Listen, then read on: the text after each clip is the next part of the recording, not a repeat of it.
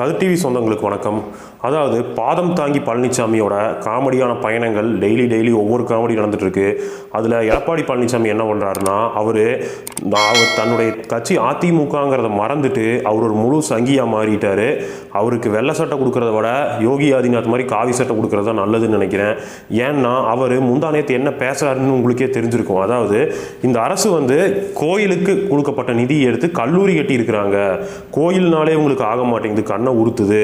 இவங்க அந்த கோயில் அபிவிருத்தி பண்ணுறதை விட்டுட்டு கல்லூரி கட்டுறாங்க அப்படின்னு தற்கூரித்தனமாக இந்த எடப்பாடி பழனிசாமி உளறியிருக்காரு.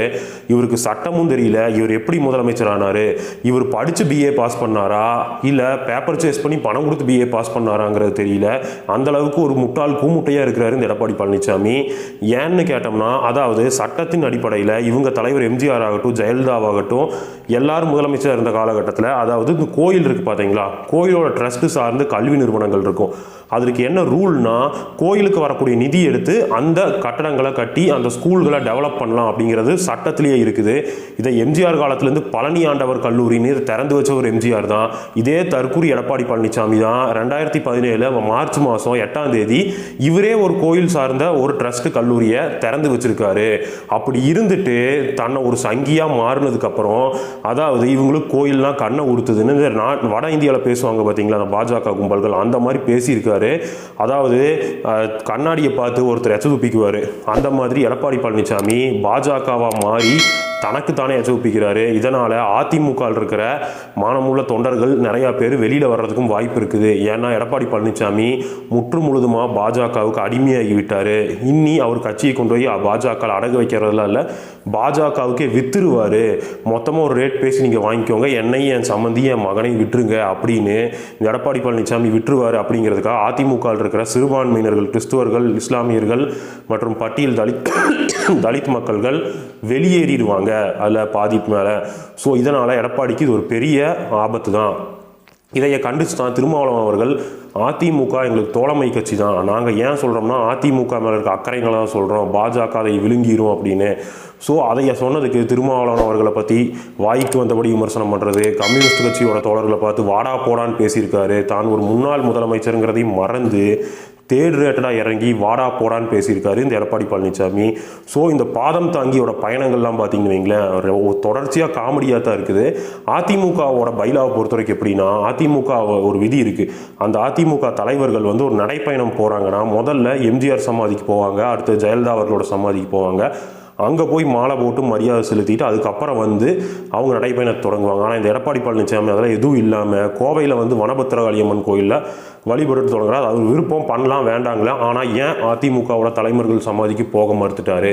என்ன காரணம்? இவர் முற்ற முழுக்க அதெல்லாம் தேவையில்லை, நம்ம ஒரு சங்கி அப்படிங்கிறத மாற்றிக்கிட்டாரா அப்படிங்கிறது தெரியல. இருந்தாலும் அதிமுகவுக்கே ஒரு சங்கி வரலாறு இருக்குங்கிறது தான் ஒரு முக்கியமான விஷயம். ஏன்னா அதிமுகங்கிறது முழுக்க திமுக எதிர்ப்பில் உருவான கட்சி. திமுக எதிர்ப்புங்கிறது என்னென்னா, அதாவது பெரியார்கிட்ட பெரியாருடைய கொள்கையில் அரசியல் ரீதியாக நாங்கள் எடுத்துகிட்டு போவோம்னு சொன்னது தான் திமுக. ஸோ அந்த வகையில் கொஞ்சம் கூட குறைச்சி பல விஷயங்கள் முன்னுக்கு பின் கொஞ்சம் முன்னேற்றம் இல்லாமல் இருந்தாலும் பெரியாரிய கொள்கையில் ஓரளவுக்கு தேர்தல் அரசியலில் கொண்டு போய் சேர்த்துனது திமுக தான். அந்த திமுக எதிர்ப்புக்கு தான் அதிமுக உருவாக்கப்பட்டது. அதிமுகவானது அந்த காலத்திலேருந்தே சங்கி மனநிலையில் தான் வேலை செஞ்சுட்டு இருந்துங்கிறது மறுக்க முடியாத உண்மை. ஏன்னா இதற்கு எம்ஜிஆரே ஒரு பெரிய சான்று. மீனாட்சிபுரத்தில் அந்த மக்கள், தலித் மக்கள் எங்களுக்கு இங்கே வாழ்கிறதுக்கு அசிங்கமாக இருக்குது, எங்கள் சாதியின் பேரை சொல்லி கொடுமைப்படுத்துகிறாங்க, எங்களுக்கு அசிங்கமாக இருக்குது அப்படிங்கிறதுக்காக அவங்க மதம் மாறுறாங்க. அதற்கு எம்ஜிஆர் அவர்கள் சட்டமன்றத்தில் உட்காந்துட்டு, இப்போ எப்படி பிஜேபி இந்த ஆர்எஸ்எஸ் பிரச்சாரம் பண்ணுவாங்களே ரொட்டி துண்டுக்காக மதம் மாறினாங்கன்னு, அந்த மாதிரி கூச்சநாச்சமே இல்லாமல் சட்டமன்றத்தில் பேசினவர் தான் இந்த எம்ஜிஆர். அதுக்கப்புறம் இந்த ஜெயலலிதா அவர்கள் அவங்க ஆட்சியில் என்ன பண்ணாங்கன்னா, அவங்க முதல் வர்றது போக இந்து அறநிலைத்துறை தேவையில்லைன்னு பாஜக சொல்லும் பார்த்தீங்களா, கோயில்கள் அரசு நிர்வகிக்க வேண்டாம், அந்த கோயில்களை அரசு நிர்வகிக்காமல் இந்துக்கள்கிட்ட கொடுத்துருங்க அப்படிங்கிற, இந்துக்கள்னா யார், பார்ப்பனர்கள் கையில் கொடுத்துருங்க அப்படிங்கிறது தான் அதோட உண்மை. ஸோ அதை பண்ணுங்கன்னு ஜெயலலிதா அவர்களே ஆரம்பத்தில் சொன்னாங்க. அப்புறம் அதை விட்டுட்டாங்க. அதுக்கப்புறமா அதே ஜெயலலிதா தான் ராமர் கோயில், இங்கிருந்து யூபியில் ராமர் கோயில் கட்டினாங்கல்ல, அதற்கு கரசேவைக்கு இங்கிருந்து தன்னுடைய அதிமுக தொண்டர்கள் அனுப்பி வச்சாங்க. தொண்டர்கள் அனுப்பி வச்சுட்டு என்ன சொன்னாங்கன்னா, இந்தியாவில் ராமர் கோயில் கட்டாமல் இங்கிலாந்தில் கட்டுவாங்களான்னு கேட்டாங்க. கட்டட்டும், நம்மளுக்கு எந்த பிரச்சனையும் கிடையாது, அவங்க விருப்பம், கடவுளை வருங்கிறதுலாம். ஆனால் அதை ஒரு வழிபாட்டு தளத்தை இடிச்சுட்டு தான் கட்டணுங்கிறது கிடையாது. ஸோ அப்படி வச்சவர் தான் இந்த ஜெயலலிதா அவர்கள். அதுக்கப்புறமா பார்த்தீங்கன்னா வாஜ்பாயோட கூட்டணி சேர்றாங்க. வாஜ்பாய் கூட்டணியில் ஏன் வர்றாங்கன்னா, இவங்களுக்கு எந்த கொள்கையும் கோட்பாடும் கிடையாது. இவங்க ரெண்டே நோக்கம் தான். அதாவது இவங்க அப்போ நிறையா வழக்கில் மாட்டி ரொம்ப அசிங்கப்பட்டு 96 தேர்தல் இவங்களே தோற்றுருந்தாங்க பர்கூரில். அதுக்கப்புறமா என்னுடைய வழக்குகளை வந்து எனக்கு ஃபேவராக இருக்க ஜட்ஜுகளை மாற்றுங்க, திமுக ஆட்சியை கலைங்க, இந்த 2 காரணத்தை வச்சு தான் வாஜ்பாய்க்கு டார்ச்சர் கொடுத்தாங்க. வாஜ்பாயினால் அது முடியலை.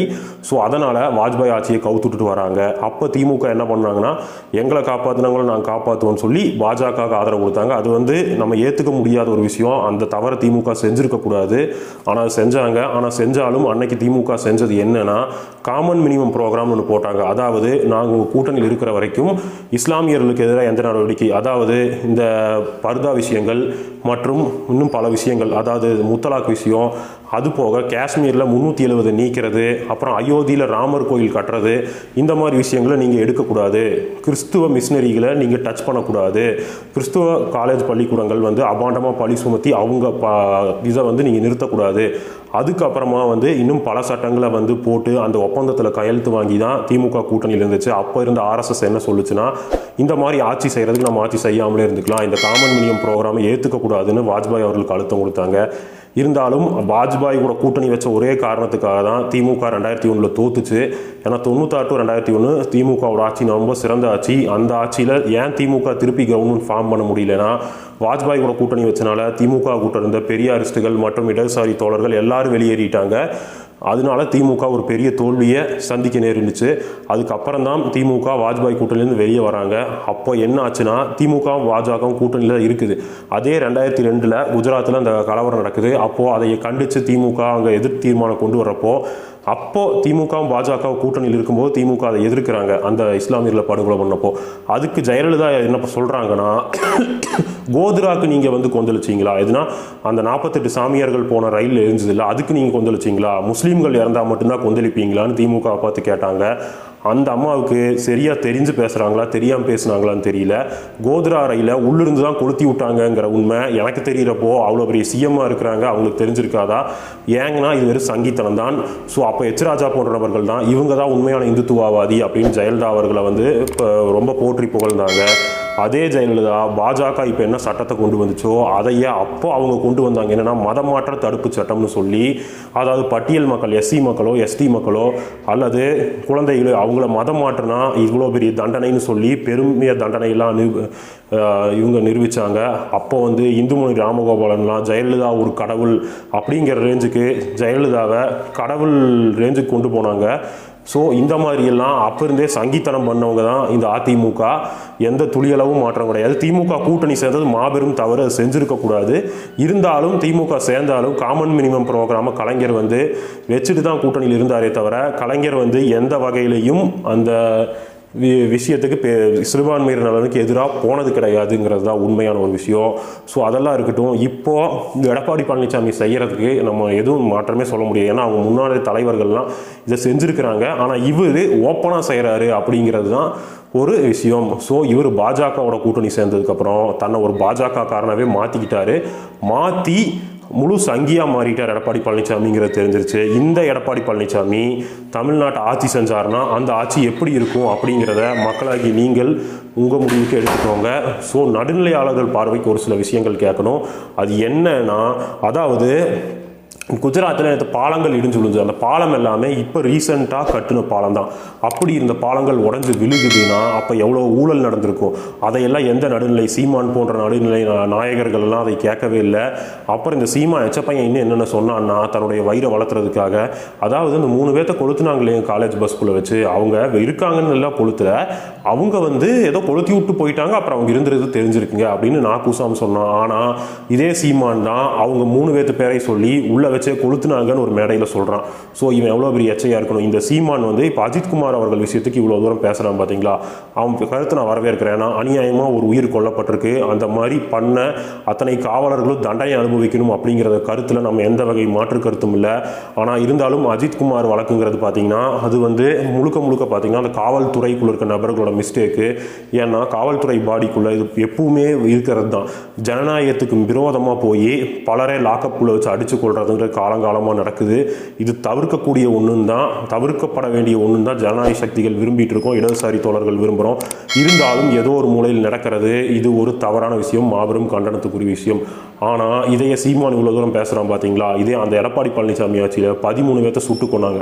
அப்போது எடப்பாடி என்ன சொன்னார்னா, அதாவது என்கிட்ட சொன்னார், அதாவது பேரணி நடந்துட்டுருக்கு, இப்படி நடந்து போச்சு, என்ன ஆச்சுன்னு எனக்கு தெரியல அப்படிங்கிறாரு. ஒரு முதலமைச்சருக்கு தெரியாமல் இருக்குமா? 100 நாள் போராட்டம் நடக்கிறப்போ ஐஎஸ் ரிப்போர்ட் டெய்லியும் போயிட்டு இருக்கும். அப்படிங்கிறப்போ ஒரு முதலமைச்சருக்கு தெரியாமல் இருக்குங்கிறது கூட பொய்யான விஷயம். அப்படி இருக்கிறத எடப்பாடி பழனிசாமி காப்பாற்றுற மாதிரி வந்து இந்த சீமான் வெளியில் பேசினா பார்த்தீங்களா?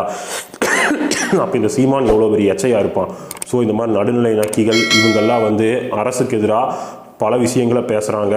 திமுக அரசில் குறையே இல்லையான்னு சொல்ல முடியாது, குறை இருக்குது, நிர்வாக போதாமைகள் இருக்குது. ஸோ அதையெல்லாம் நம்ம சொல்லி சரி பண்ணலாம். ஆனால் இந்த ஆட்சியை இழந்தால் அடுத்து வரக்கூடிய ஆட்சி பாஜக ஆட்சியாக இருக்கும் அப்படிங்கிறதுல எந்த வித டவுட்டும் கிடையாது. ஏன்னா நீங்களே கண்கூட பார்த்துட்டீங்க எடப்பாடி பழனிசாமி பேசுகிறதையெல்லாம். ஸோ அப்படி இருக்கையில் நம்ம இந்த தேர்தல் இவருக்கு போடுவோம் அவருக்கு போடுவோம்னு சொல்லி வாக்குகளை கொஞ்சம் மாற்றினோம்னா கூட அந்த ஆபத்து தமிழ்நாட்டுக்கு தான். ஏன்னா தமிழ்நாடு இன்னொரு மணிப்பூராக மாறிடக்கூடாது அப்படிங்கிறதுக்கு தான் நம்ம தொடர்ச்சியாக பேசிக்கிட்டு இருக்கிறோம். அடுத்த காலில் சந்திப்போம். நன்றி, வணக்கம்.